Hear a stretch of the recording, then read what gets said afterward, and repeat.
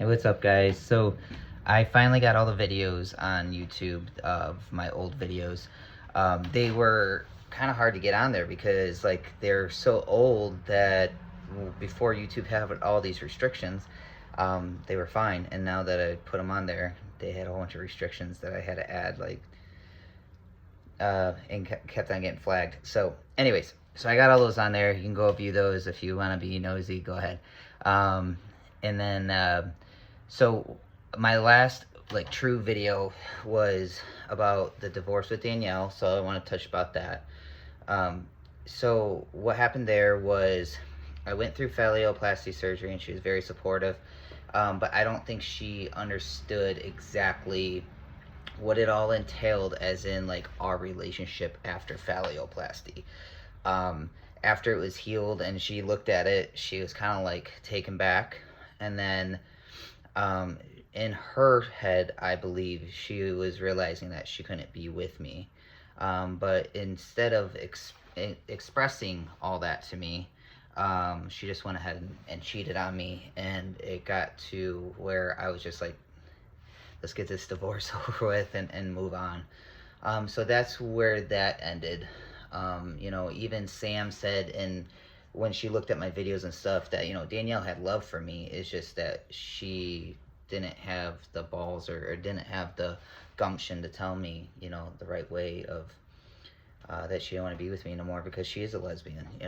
So that's where that lies. And then after Danielle, I got with somebody and started a serious relationship, and I was very open about me being trans and YouTube and like where I wanted to go with everything, and just life in general.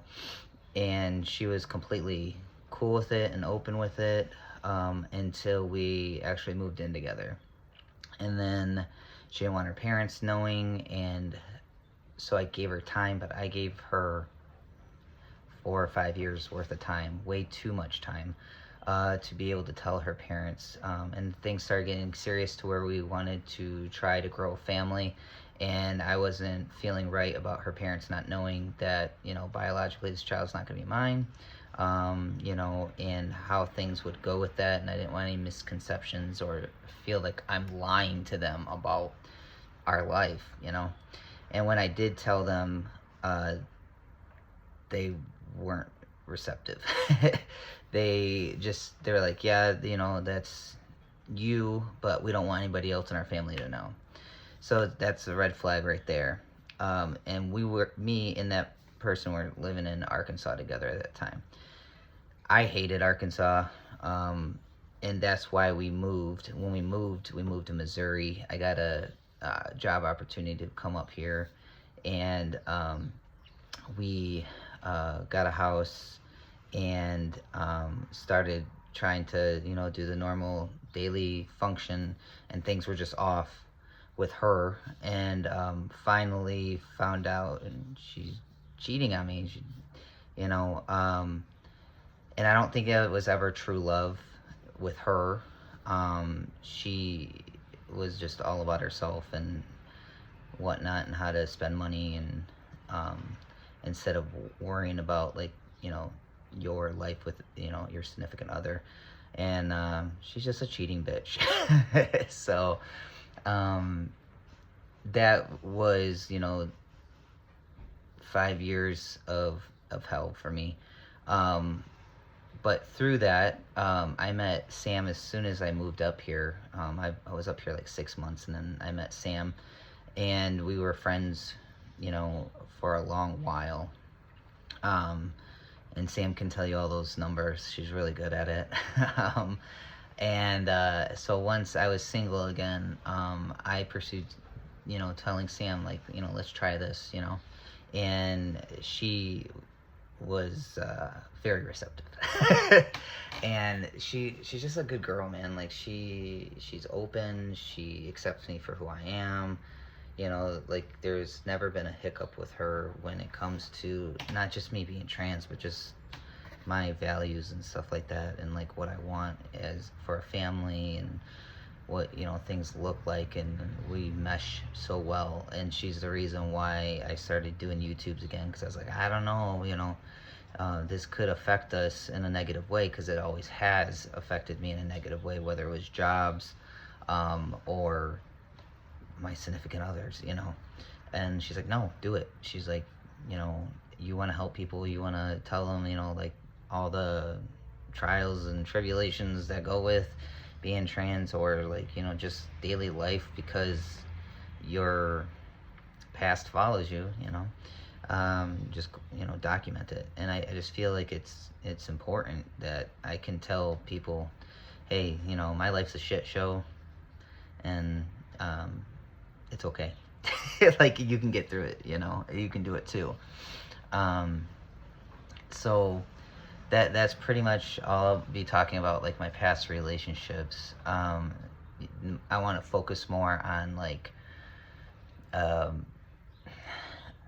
not political issues, but like issues you're gonna have being trans, or just being gay. Like, no one really is like, I just want to be gay to be gay. Like, you don't choose it.